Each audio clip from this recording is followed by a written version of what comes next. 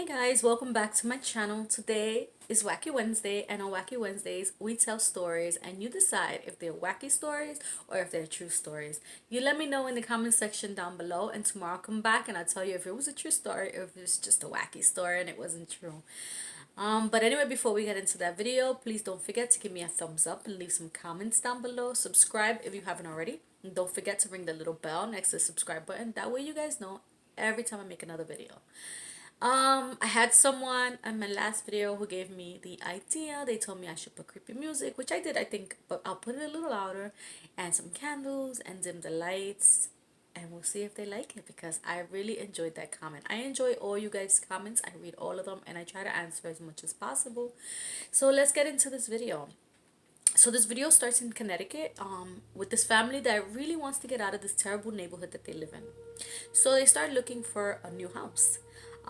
They live in a really bad neighborhood. There's a lot of shootings. There's a lot of gossip and drama and fights. So they want to get out of that neighborhood to give their children a better life.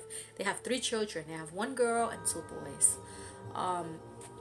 So they start looking, and it's really hard to find a house because these people, their credit was like really bad, so they couldn't find the house in the neighborhoods they were looking for, so they had to look further out. So the wife was looking on the internet trying to find a place for rent, and she came across this ad that said a beautiful 4-bedroom colonial home for rent. So she got really excited, and she was like, hey, she told her husband, and her husband was like, hey, why don't you call and see what they tell you.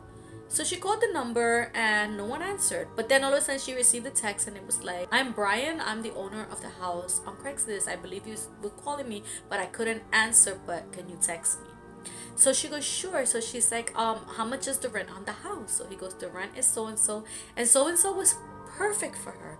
She told her husband, and he was like, that's amazing. So she asked him, when can she see the house? And he told her that it was available anytime to look at, and she said, is it okay if we go and see it today? So he right away told her, yes, definitely come and see it, and he gave her the address to the house, and he said the doors are gonna be open for you to come inside and see the house. So she was like, okay. And so her husband was like, that's a little bit weird that he's not gonna be there to show us the house. Usually the landlord shows you, or the real estate broker, but in this case no one came. It was just the doors were gonna be open. So the wife was like, yeah, well, maybe he's busy with work, and he doesn't have time. So they decided to go and take a ride up to the place. It was about an hour away from where they lived. So they head out, and once they get there, they notice that the house is absolutely beautiful, but the leaves are really high because this was fall time. The leaves were so high that it was actually like almost up to their knees. Like no one lived there for a long time. So they check out the area. The yard is really, really, really big and pretty, and they have a big, huge house, and it has a detached car garage for 2 cars. So it's beautiful. They go inside the house. They find 4 beautiful bedrooms, 1 on the first floor and 3 on the top floor. They're huge, and this house is like triple the size of the house that they live in now. So they were like really, really excited. The living room was huge. The kitchen was beautiful. Nice new counters, a new fridge. Everything was made of steel. It was just amazing, the house. The bathrooms were huge. They even had a hot tub in one of the bathrooms. So the wife was like extremely excited. She was like, we have to take this house. This house is amazing. So the husband's like, there's a few things that's not working. The closet door was off the hinges. One of the windows was broken. And there was some leaking in the basement. Also, one of the smoke detectors wasn't working, and one of the light switches. So they told the landlord, about the little problems that the house had, and he said he would right away take care of them. And so he told them in a few days that everything was taken care of and they could move in as soon as possible. He didn't check their credit. He didn't check their background. He didn't check anything. So they found it really strange, because usually people want to check your background at least and make sure you're not a criminal. So they go, we should pass by the house just to make sure that he did fix everything. So they go past the house, and this was like a week later. They go past the house, and again the door is open. So they go inside the house, and they go to check everything that was messed up, and everything was fixed. The landlord had fixed everything. Everything was really nice. And so next week they were moving in. They moved in, everything was great, and then all of a sudden, the little girl woke up. She was about 9, and she told her mom that she had seen something walking around in the hallways. So the mom goes, "What you mean you seen something walking around the way?" She was like, "Yeah, it was kind of like a shadow, but it was like moving around." So the mother's like, "Oh, you probably was tired, or you probably was dreaming. So it was nothing. Don't worry about it." Following day, the son, who was 12, said, "Mom, I saw something in my room." So the mom was like, "Maybe it was the cars passing and you seen the shadow, the reflections." So he goes, "Well, maybe I'm gonna make sure I pay attention next time." So he's like, "Okay." And then a few days later, the oldest son told the mother that he was sleeping, and when he opened his eyes, there was a little girl sitting on the chair right beside his bed.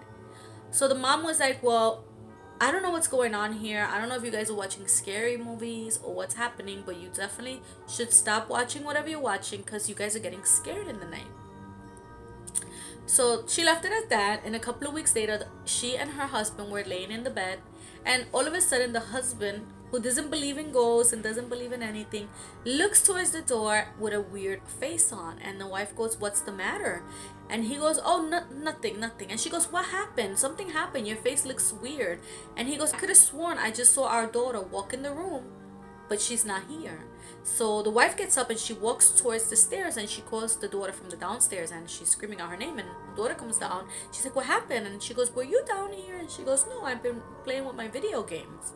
So it was kind of strange, but they took it out, he's just seeing things or whatever. So then they had a big family reunion, and everyone was happy. Everyone was in the backyard, because they had a huge yard, and they were playing football. And they realized that the husband realized that the ground was very, very soft. It was almost like if it was gonna like sink or something. That's how soft it was. It felt almost muddy, like. So once all the people left, the nephew was left. He spent the night, and he was an older nephew, like 20. So they decided to go to the back of the house because there was a chicken coop in the back of the house, which was an old chicken coop, which was like falling apart, and it doesn't work anymore. It was just back there, like secluded. So they decided they wanted to go check out what was the chicken coop.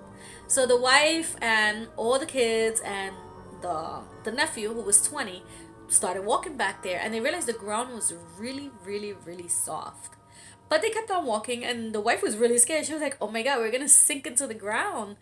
So they walked to the back, and they checked out what was in the chicken coop, and there was like a lot of furniture, like old broken furniture in the back, and like garbage stuffed in there, and like a whole bunch of things it was kind of strange. And they realized behind the chicken coop there was also a mobile home with nothing inside.